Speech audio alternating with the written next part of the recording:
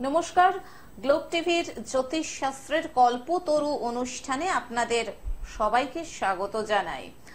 আর এই অনুষ্ঠানের যিনি মূল কাণ্ডারি তিনি আর কেউ নন, বিশিষ্ট জ্যোতিষী সুব্রত চক্রবর্তী মহাশয়, যার একমাত্র ব্রতই হচ্ছে মানুষের কল্যাণ সাধন। কৃষ্ণমূর্তি সনাতন জ্যোতিষ বিশেষজ্ঞ, হস্তরেখাবিদ, বাস্তুবিদ, শাস্ত্রসম্মত জ্যোতিষ, যিনি বিশ্বাস করেন one time remedy, life time বেনিফিটে। All India astropalmist Tantra research সেন্টারের জ্যোতিষ শিক্ষক, যিনি আধুনিক জ্যোতিষের পুঙ্খানুপুঙ্খ বিচার, বিজ্ঞানসম্মত বিচারে বিশ্বাসী সুব্রত চক্রবর্তী মহাশয়। সাহিত্যে এমএ বিএড, জ্যোতিষবিদ্যা বাচস্পতি, জ্যোতিষবিদ্যা বারিধি, গোল্ড মেডেলিস্ট। আর সুব্রতদার প্রতিকার সম্পূর্ণ চক্রম D38 এবং কর্ম ভাবা কুবের চক্রম D31 চার্টের উপরে ভিত্তি করে। আর এই প্রতিকারে তাই উপকৃত কয়েক হাজার মানুষ। আর এই কারণেই আমরা সুব্রতদাকে অনেকটাই কম পাই আমাদের লাইভ ফোন ইন অনুষ্ঠানে। সুব্রতদার প্রতিকার কথা বলে, তাই অসংখ্য ভক্ত সুব্রতদার চেম্বারে হাজির, উপস্থিত। এবং আমাদের এই চ্যানেলেও, যেটা আমি এর আগেও বলেছি, ফিডব্যাক আসে। এবং এই যে আমাদের কাছে আমরা যে নানান রকম ফোন কল পাই, সেখানে অন রিকোয়েস্ট থাকে যে দাদাকে আজকে বলুন এই টপিক নিয়ে আলোচনা করতে, আজকে ওই টপিক নিয়ে আলোচনা করতে। তেমনি আজকে সুব্রততা আলোচনা করবেন ধনরাজ যোগ নিয়ে। দেখা যাক আজকে দাদা এইটা নিয়ে কি বলেন। আমরাও সমৃদ্ধ হই দাদার এই আলোচনায়, অনেক কিছু জানতে পারি, বুঝতে পারি, শিখতে পারি। এটা একটি শিক্ষামূলক অনুষ্ঠান বটে, জ্যোতিষ শাস্ত্রের অত্যন্ত শিক্ষণীয় এই অনুষ্ঠানটি। এবং আজকে আরো একটি আপনাদের নতুন খবর জানাবো, তার জন্য একটু ধৈর্য ধরতে হবে। আগে আমরা আলোচনাটা একটু এগিয়ে নিয়ে যাই। এবং আপনারা যারা আজকে দাদার সঙ্গে সরাসরি কথা বলতে চান, তারা চলে আসুন আমাদের দুটো ফোন নাম্বারে ফোন করে, 0332571255 এবং 033400814337। আসুন আজকে এই কল্পতরু লাইভ ফোন ইন অনুষ্ঠানে আরো আরেকবার স্বাগত জানাই আমাদের পরম মিত্র, পথ প্রদর্শক এবং অত্যন্ত কাছের মানুষ, গুণী মানুষ, বিশিষ্ট জ্যোতিষী সুব্রত চক্রবর্তী মহাশয়কে। স্বাগত সুব্রতদা আরো আরেকবার এই অনুষ্ঠানে। নমস্কার, গ্লোব টিভির সমস্ত দর্শককে নমস্কার জানাচ্ছি। অনুষ্ঠান শুরুর প্রথমেই আমার পিতামাতাকে প্রণাম জানাই মা তারার চরণে, প্রণাম জানাই সমস্ত বয়োজ্যেষ্ঠ মানুষদের প্রতি, যারা আমার অনুষ্ঠান নিয়মিত দেখে চলেছেন গ্লোব টিভিতে প্রত্যেক সোমবার দিন দুপুর 2:45, প্রত্যেক বৃহস্পতিবার দিন দুপুর 2:30। এছাড়া যারা আমার অনুষ্ঠান মিস করে যাচ্ছেন, আপনারা আপনাদের কাজের অবসরে যে কোনো সময় ইউটিউব অথবা ফেসবুকে গিয়ে গ্লোব টিভির পেজ অথবা আমার যে পেজ রয়েছে সেই সুব্রত চক্রবর্তী, ওখান থেকে অনুষ্ঠানগুলোকে ফলো করতে পারেন। আপনাদের কাজের অবসরে যে কোনো সময় আপনারা দেখতে পারেন। এই সুন্দর অনুষ্ঠানটি আপনাদের বাড়িতে পৌঁছে দেওয়ার জন্য গ্লোব টিভির সমস্ত টেকনিশিয়ান দাদা ভাইকে অনেক শুভেচ্ছা ভালোবাসা জানাই, কর্তৃপক্ষকে শুভেচ্ছা ভালোবাসা জানাই, এবং আমার সঙ্গে সঞ্চালনায় রয়েছেন সুপর্ণাদিকেও অনেক শুভেচ্ছা জানাই। দর্শক বন্ধু, আপনারা জানেন আমার অনুষ্ঠান মানেই নতুন আলোচনা। তো অবশ্যই আজকেও আপনাদের সামনে একটা নতুন বিষয় নিয়ে আলোচনা করব। আমাকে অনেকে প্রশ্ন করেছিলেন যে দাদা, অর্থনৈতিক জায়গা থেকে আমরা রোজগার করছি, কিন্তু সেই অর্থকে কিছুতে সঞ্চয় করতে পারছি না।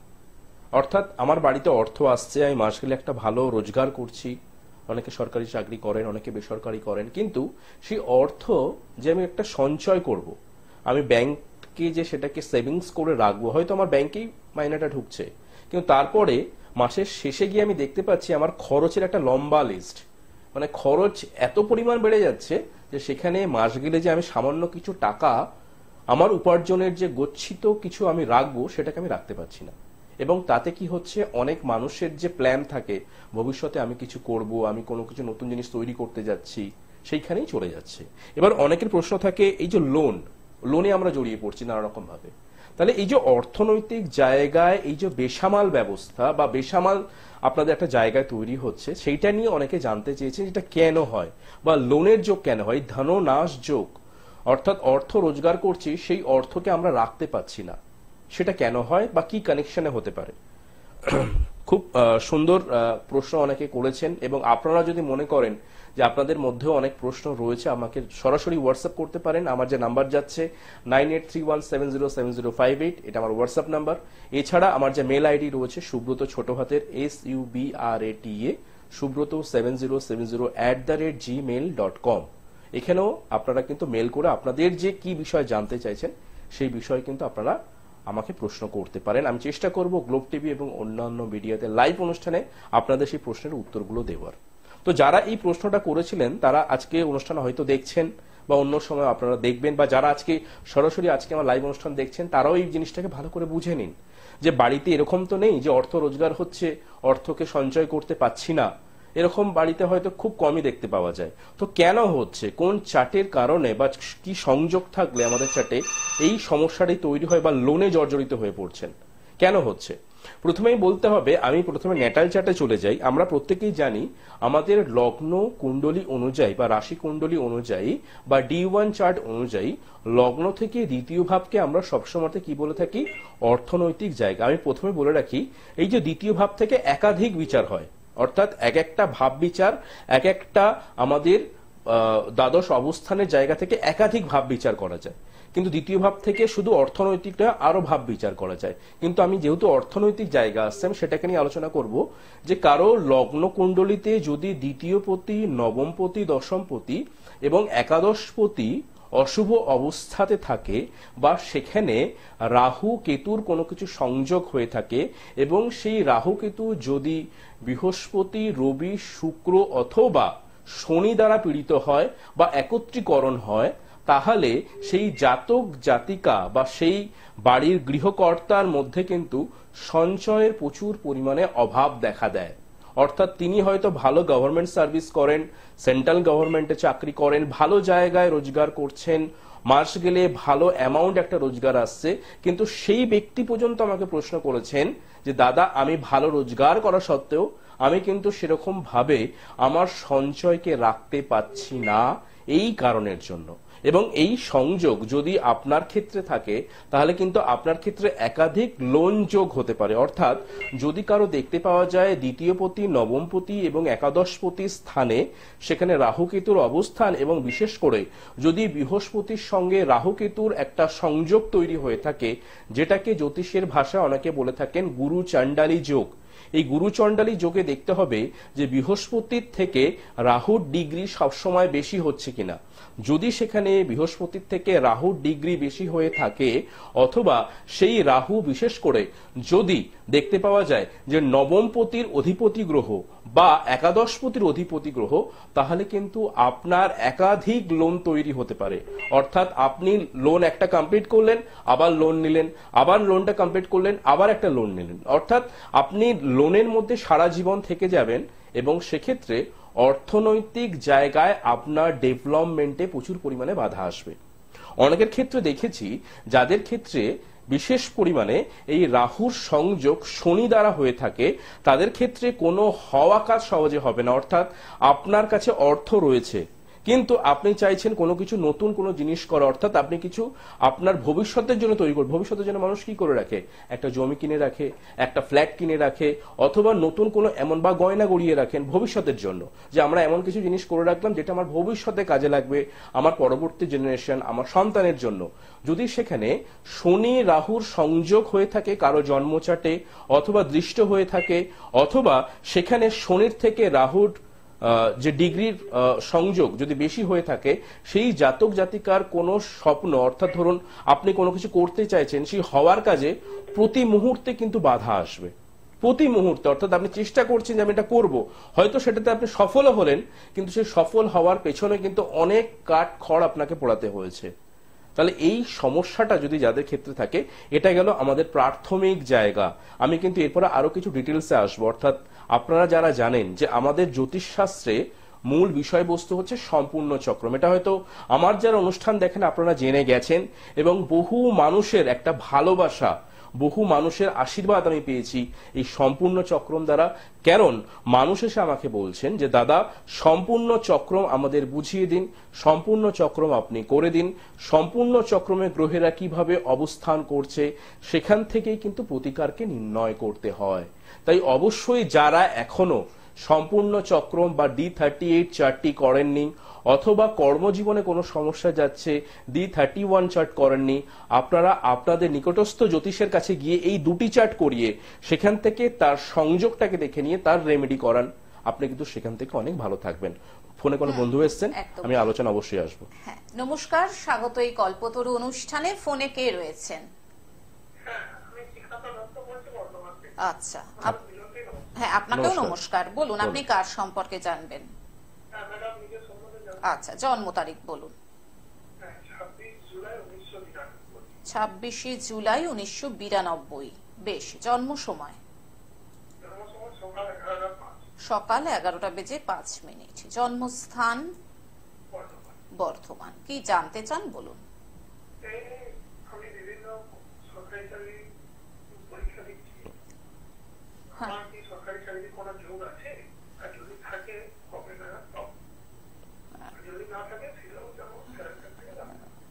বেশ বেশ। আচ্ছা দাদা, আপনার জন্মবারটা কি রবিবার ছিল? রবিবার ছিল না? আচ্ছা, আপনার লগ্ন হচ্ছে তুলা লগ্ন, রাশি হচ্ছে বৃষ রাশি, আপনার নক্ষত্র হচ্ছে রোহিণী অর্থাৎ চন্দ্রের নক্ষত্রে জন্ম, আপনার চরণ হচ্ছে চতুর্থ তরণ, আপনার তিথি হচ্ছে একাদশী কৃষ্ণপক্ষ তিথি, সূর্য সিদ্ধান্ত যোগ হচ্ছে ধ্রুব যোগে জন্ম এবং আপনার গণ হচ্ছে নরগণ। এগুলো কি জানা ছিল? আচ্ছা, আপনার তত্ত্বটা হচ্ছে পৃথ্বী তত্ত্ব। এই যে আপনি প্রশ্নটা করলেন, আপনি সরকারি চাকরির জন্য পরীক্ষা দিচ্ছেন কিন্তু সেখান থেকে খুব একটা ভালো সাকসেস পাচ্ছেন না, বা আপনি জানতে চাইছেন যে আদৌ আপনার সরকারি চাকরি আছে কিনা, যদি থাকে সেটা বলতে আমাকে, তাই তো? প্রথমেই বলি দাদা যে আপনার জন্মকুণ্ডলীটা যদি আপনি একটু ফলো করেন, অর্থাৎ লগ্ন কুণ্ডলীটা যদি আপনি জেনে থাকেন, দেখবেন যে আপনার জন্মকুণ্ডলীতে বুধ কিন্তু রেট্রোগ্রেড অবস্থাতে 22 ডিগ্রিতে অবস্থান করছে অশ্লেষা নক্ষত্রে, অর্থাৎ বুধ নিজ নক্ষত্র পেয়েছে, ঠিক আছে, কিন্তু 22 ডিগ্রিতে পেয়েছে। এই যে বুধ 22 ডিগ্রিতে থাকলো, নিজ নক্ষত্র পেল, বুধ যথেষ্ট বলবান। এবং বুধ কোন রাশিতে অবস্থান করছে? কর্কট রাশিতে, ঠিক আছে। কিন্তু এখানে একটা জিনিস আপনি খেয়াল করবেন, এই বুধ যে রেট্রোগ্রেড বা বক্রী অবস্থাতে রয়েছে, যে কোনো গ্রহ যখন, আমাদের যদি গ্রহের অবস্থানটা দেখেন, আপনি যদি আপনার দেয়ালে যে ঘড়ি থাকে, ঘড়ির ঠিক অপোজিট সাইড অর্থাৎ অ্যান্টি ক্লকওয়াইজ কিন্তু গ্রহেরা ঘোরে, রাহু কিন্তু ঘোরে কিন্তু ক্লকওয়াইজ। আপনার যখন জন্ম হয়েছিল বুধ দেখবেন রেট্রোগ্রেড হয়েছিল, অর্থাৎ বক্র স্থান অবলম্বন করেছেন, বক্রপথ অবলম্বন করেছেন। তাহলে আপনার জন্মকুণ্ডলীতে বুধের অবস্থান যথেষ্ট ভালো, বৃহস্পতি শুক্র দ্বারা পীড়িত এবং সেই সঙ্গে হচ্ছে শনি চন্দ্রের নক্ষত্রে অবস্থান করছে এবং শনি রেট্রোগ্রেড। এই দুটো জায়গা, অর্থাৎ দেখবেন এই তিনটি জায়গা আপনার D1 চার্টে একটু ড্যামেজ আছে। তাহলে এই জায়গাটাকে যদি আমরা ঠিক করতে পারি তাহলে কিন্তু আপনার গভর্নমেন্ট সার্ভিস হবে। এবার আপনার প্রশ্নটা হচ্ছে গভর্নমেন্ট সার্ভিস কি যোগ রয়েছে? আমি বলতে পারি 100% যোগ রয়েছে, কিন্তু আপনি এই পরীক্ষায় যতবার বসবেন ততবার কোনো না কোনো একটা সমস্যা তৈরি হবে, কাছে গিয়ে চলে আসা, কোনো কিছু প্রবলেমের জন্য আপনার সেই চাকরিটি কিন্তু হবে না, যেটা আপনার হচ্ছে এখন। আমি ঠিক বলছি দাদা? একদম। এই যে হচ্ছে না, এবার পরের প্রশ্নটা হচ্ছে আপনার কিন্তু সংযোগ রয়েছে কিনা। সংযোগ 100% রয়েছে, কিন্তু এই সংযোগটাকে কাজে লাগাতে হবে। এরপর চলে আসছি আমি সম্পূর্ণ চক্রমটাকে নিয়ে। যদি আমি সম্পূর্ণ চক্রমে যাই, দেখবেন সম্পূর্ণ চক্রমের ক্ষেত্রে আপনার ক্ষেত্রে যেটা দেখতে পাচ্ছি, লগ্ন থেকে দ্বাদশে মঙ্গল রয়েছে, অর্থাৎ বিংশাস বলে আমাদের একটা চার্ট হয় সম্পূর্ণ চক্রমের সঙ্গে কানেক্টিভিটি। লগ্ন থেকে মঙ্গল রয়েছে দ্বাদশে, বৃহস্পতি চন্দ্রযুক্ত ও রাহু কেতু একত্রিত হয়ে রয়েছে। তাহলে দেখবেন আপনার কিছুভাবে ভাগ্যস্থানটা ড্যামেজ করছে।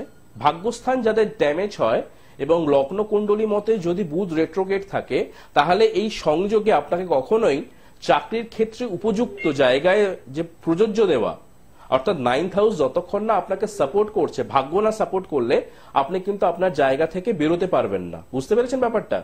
তাহলে এই সম্পূর্ণ চক্রমে 9th হাউসের প্রতিকার, বুধ বক্রী অবস্থাতে রয়েছে, শনি বক্রী অবস্থাতে রয়েছে, তার প্রতিকার বৃহস্পতি শুক্র নক্ষত্র দ্বারা পীড়িত। বৃহস্পতি এবং শুক্র দুজনেই গুরু, একজনের দেবতা একজনের রাক্ষসকুল, দুজন একত্রীকরণ লগ্ন কুণ্ডলীতে। তাহলে কখনোই দুজনের মধ্যে সেই সামঞ্জস্যতা আসবে না। আপনার মধ্যেও সেটা হচ্ছে একত্রীকরণের জায়গায়। আপনি ভালো পড়াশোনা জানেন, আপনি খুব ভালো এটা নিয়ে চর্চা করছেন, কিন্তু যখন প্রেজেন্টেশন করছেন আপনি কিন্তু ভালোভাবে সেখানে প্রেজেন্টেশন করে আসতে পারছেন না, যার নিটফল কি হচ্ছে, আপনি চাকরি থেকে বঞ্চিত হচ্ছেন। তার মানে বোঝাতে পারলাম তো আপনাকে? আপনার ভাগ্যে চাকরি রয়েছে, কিন্তু কোথাও একটা প্রতিবন্ধকতা বা সমস্যা তৈরি হচ্ছে চাকরি দেওয়ার ক্ষেত্রে বা পরীক্ষা দেওয়ার ক্ষেত্রে। আপনি অনেক কিছু ভালো জিনিস জানেন, সেটাকে যখন লিখতে যাচ্ছেন প্রেজেন্টেশন ঠিক মতো করে আসতে পারছেন না, অথবা আপনি ঠিক মতো করলেন, কোথাও গিয়ে দেখা যাবে সামান্য নাম্বারের জন্য আপনি সেখান থেকে বেরিয়ে আসবেন। এই বিষয়গুলো কিন্তু হবে। অর্থাৎ সম্পূর্ণ চক্রমে 9th হাউসের প্রতিকার, বুধের প্রতিকার, শনির প্রতিকার, বৃহস্পতি শুক্রের এই সংযোগ, তার প্রতিকার যদি আপনি করতে পারেন, আপনাকে আমি দায়িত্ব নিয়ে বলতে পারি 2024 বা 2025-এর মধ্যে গভর্নমেন্ট সার্ভিস আপনার জন্য ওয়েট করছে। ঠিক আছে, এরপরে ডিসিশনটা আপনার। ঠিক আছে, ভালো থাকবেন।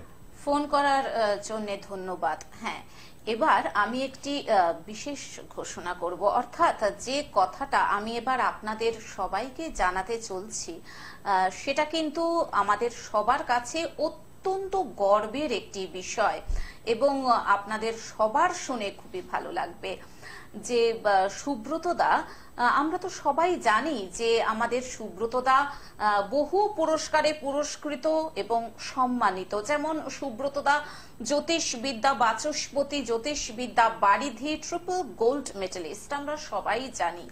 এবং সুব্রতদার এই যে নানাবিধ কর্মকাণ্ড, অর্থাৎ মানুষকে ভালো রাখার, মানুষের উপকার করার জ্যোতিষশাস্ত্রের মাধ্যমে, তার জন্য এই বছর সুব্রতদাকে অল ইন্ডিয়া যোগা তন্ত্র রিসার্চ সেন্টার অর্থাৎ HBT থেকে একটি আন্তর্জাতিক কনফারেন্সের মাধ্যমে, অর্থাৎ একটি ইন্টারন্যাশনাল কনফারেন্সের মাধ্যমে এই বছর সুব্রতদাকে জ্যোতিষ মহাগৌরব 2024 সম্মানে সম্মানিত করা হয়েছে। আমি আরো আরেকবার বলি, অল ইন্ডিয়া জ্যোতিষ যোগা তন্ত্র রিসার্চ সেন্টার HBT থেকে একটি ইন্টারন্যাশনাল কনফারেন্সের মাধ্যমে আমাদের সবার প্রিয় সুব্রত চক্রবর্তী মহাশয়কে জ্যোতিষ মহাগৌরব 2024 সম্মানে সম্মানিত করা হয়েছে। সত্যি এটি আমাদের সবার কাছে অত্যন্ত গর্বের বিষয় যে সুব্রতদা সত্যি যোগ্য সম্মানে সম্মানিত। আমাদের সুব্রতদার কাছে আমরা সবাই কিন্তু ঋণী যে সুব্রতদা এইভাবে আমাদের সবার জীবনে আলোয় আলোকময় করে গড়ে তোলার জন্য, জীবনটাকে সুন্দর করে এগিয়ে নিয়ে যাওয়ার জন্য এই যে একটা ব্রত সুব্রতদা নিয়েছেন, এই মহান ব্রতের জন্য সত্যি সুব্রতদা আজ যে সম্মানে সম্মানিত, এটা কিন্তু আমাদের গ্লোব টিভির কাছেও অত্যন্ত গর্বের বিষয়। হ্যাঁ সুব্রতদা, চলে যাচ্ছে আবার আলোচনায়। আচ্ছা, অসংখ্য ধন্যবাদ সবাইকে। আপনারা যদি পাশে থাকেন, অবশ্যই কিন্তু আমি আমার কর্মযজ্ঞে, অর্থাৎ আমার যে কাজ, আমি আমার কাজে এগিয়ে যাব এবং বহু মানুষের যেভাবে ভালোবাসা পাচ্ছি এবং বহু মানুষ যেভাবে আমার পাশে রয়েছেন, আপনারা যেভাবে পাশে রয়েছেন, বা আমি চাইছি যে এই যে অ্যাওয়ার্ডগুলো হয়তো আমার পরিচিতি না, পরিচিতিটা হচ্ছে মানুষের কাজ। আজকে মানুষের কাজ করতে পারছি, মানুষের কাজ দিতে পারছি, সেই ফিডব্যাকগুলো যখন কনফারেন্সগুলো হচ্ছে, সেখানে অনেক কনফারেন্স থেকে আমাকে ডাকা হয়, কিন্তু এটা একটা আমার জীবনের বড় একটা প্রাপ্তি, যেখানে একটা ইন্টারন্যাশনাল কনফারেন্সে জ্যোতিষ মহাগৌরব আমাকে অ্যাওয়ার্ড দেওয়া হয়েছে 2024 সালের। তো সেখানকার যে কর্তৃপক্ষ রয়েছেন, শুভজিৎ দা এবং HBTর যারা কর্মদক্ষরা, তাদের যে টিম রয়েছেন, তাদেরকে অসংখ্য ধন্যবাদ। তারা মনে করেছেন যে সুব্রতদা জ্যোতিষের মাধ্যমে মানুষের যেভাবে উপকার সাধন করে চলেছেন এবং সেটা করে যাচ্ছি এখনো পর্যন্ত, এবং জ্যোতিষের যে ভাষাগুলো, জ্যোতিষের যে বিভিন্ন তত্ত্বগুলো আপনাদের সামনে যেরকম আমি বলে যাচ্ছি, সেটা আমি হয়তো আগামী দিন আমার গ্লোব টিভি এবং অন্যান্য মিডিয়াতে যেভাবে অনুষ্ঠানগুলো চলছে, আমি অবশ্যই কিন্তু বলে যাব। আপনাদের সহযোগিতা এবং পাশে থাকার একটা অঙ্গীকার আমি সবসময় করি। আপনারা সবসময় পাশে থাকলে আমি হয়তো এই বিষয়গুলোকে নিয়ে আপনাদের সামনে আরো ভালো করে উপস্থাপন করতে পারবো। আমি যেটা নিয়ে আলোচনা করছিলাম, এই ধননাশ যোগের ক্ষেত্রে আপনারা দেখবেন, আমি তো জাস্ট D1 চার্টটা বললাম, আমি একটু ভেতরে যাই। এবার ভেতরে যদি আমি যাই, তাহলে ঠিক সম্পূর্ণ চক্রমের আমাদের কিছু সংযোগ রয়েছে। সংযোগটা কি, যে সম্পূর্ণ চক্রমে আমরা সবসময়তে গুরুত্ব দিই রবির ওপর এবং চন্দ্রের ওপরে, অর্থাৎ রবি চন্দ্রের উপরে ন্যাটাল চার্টও যেরকম জোর দেওয়া হয়, সম্পূর্ণ চক্রমে কিন্তু জোর দিতে হয়।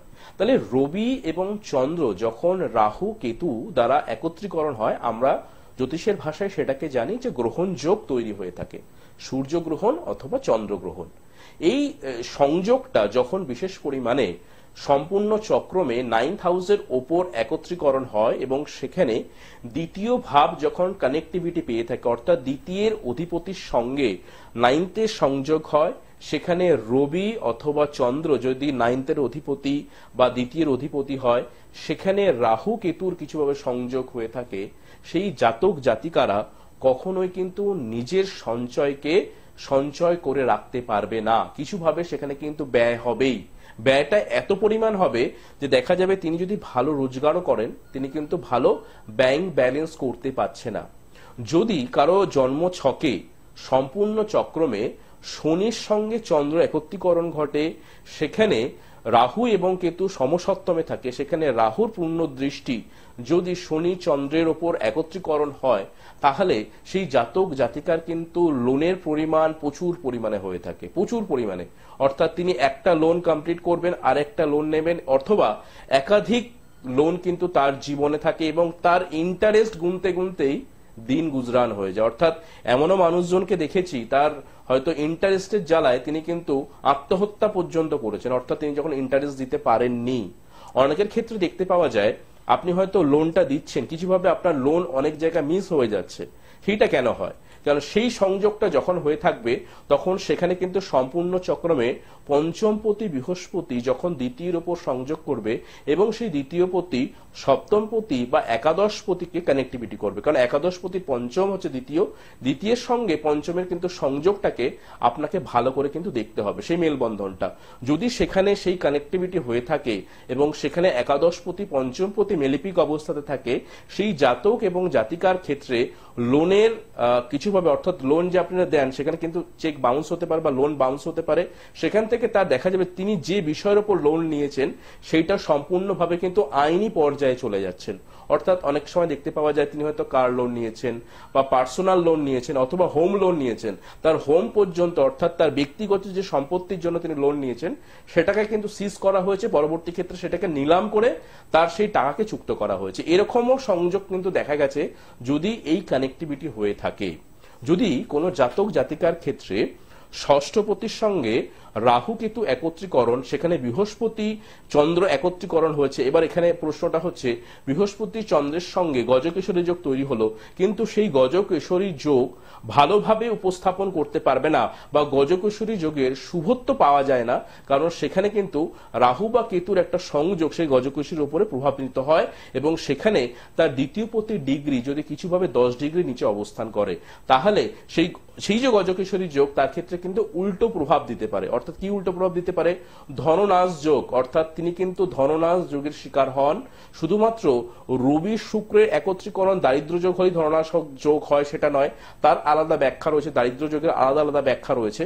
কিন্তু যখন বৃহস্পতি চন্দ্র একত্রীকরণ, দ্বিতীয় পতি হিসাবে রাহু কেতুর সংযোগ তার উপরে পড়ছে, গজকেশরী যোগের কোনো প্রভাব তার উপর আসছে না, উল্টে গজকেশরী যোগের অশুভ প্রভাব তার জীবনে কিন্তু চলে আসতে পারে। অর্থাৎ আপনি সঞ্চয়ে প্রভূত বাধা সাধন হবেন, আপনার একাধিক লোন হতে পারে, আপনি লোনের জন্য আইনি জটিলতায় পর্যন্ত পড়তে পারেন, এমনকি এই সংযোগ মানুষকে কিন্তু আত্মহত্যা পর্যন্ত কিন্তু করায়। তাই মানুষের জীবনের ক্ষেত্রে যদি মনে হচ্ছে আপনার সঞ্চয় প্রভূত বাধা হয়ে দাঁড়াচ্ছে, শুধুমাত্র ন্যাটাল চার্টের জায়গাগুলোকে দেখবেন না, সম্পূর্ণ চক্রমের যে আমি কানেক্টিভিটি গুলোকে বললাম সেগুলোকে যদি ভালো করে আপনি দেখে নিতে পারেন, সেখান থেকে কিন্তু তার রেমেডিয়াল গাইডলাইন রয়েছে, সেই রেমেডিয়াল গাইডলাইন করলে আপনি কিন্তু অনেক ভালো থাকবেন। অসংখ্য ধন্যবাদ সুব্রত দা। হাতে আর একদমই সময় নেই। যারা মনে করছেন সুব্রত চক্রবর্তীর সঙ্গে যোগাযোগ করবেন চেম্বারে, সেক্ষেত্রে বুকিং নাম্বার 9831707058 এবং 9874207060। দাদার চেম্বার রয়েছে সোমবার শ্যামবাজার ফুরিয়াপুকুর, মঙ্গল রবিবার গড়িয়া, বুধবার দুর্গাপুর বর্ধমান, বৃহস্পতিবার ব্যারাকপুর 15 নম্বর রেলগেট আমরা ক্লাবের দোতলায় বিকেল 4টা থেকে 6টা এবং বৃহস্পতিবারই 6টা থেকে 8টা নৈহাটি ঋষি বঙ্কিমচন্দ্র কলেজের পাশে অঞ্জলি জ্যোতিষ বিভাগে, শুক্রবার পশ্চিম মেদিনীপুর টাউনে, শনিবার হাওড়া বালিবাজারে। এছাড়াও প্রতি মাসের 8 থেকে 14 তারিখ আপনারা দাদাকে পেয়ে যাচ্ছেন শিলিগুড়ি হিলকাট রোডের সেবক মোড়ে রত্ন ভান্ডার জুয়েলার্সে এবং প্রতি মাসের 15 থেকে 18 তারিখ শিলিগুড়ি সিটি সেন্টারে রত্ন ভান্ডার জুয়েলার্সে। এছাড়াও দাদার নতুন চেম্বার পূর্ব মেদিনীপুর এগরা এবং পশ্চিম মেদিনীপুর বালিচক ডেবরাতে। যারা সুনির্দিষ্ট ভবিষ্যৎ গঠন করতে চাইছেন শুধুমাত্র তারাই আসবেন। আমাদের গ্লোব টিভিতে দাদার অনুষ্ঠান হয়ে থাকে প্রত্যেক সোমবার দুপুর 2:45 এবং প্রত্যেক বৃহস্পতিবার দুপুর 2:30টায়। আজকের মতন অনুষ্ঠান থেকে বিদায় নিচ্ছি। অবশ্যই আমি নেক্সট এপিসোডে আরো কিছু নতুন বিষয় নিয়ে আপনাদের উপস্থাপনা করব এবং তার জন্য কিন্তু নেক্সট এপিসোড আপনাদেরকে দেখতে হবে। সবাই ভালো থাকবেন। নমস্কার।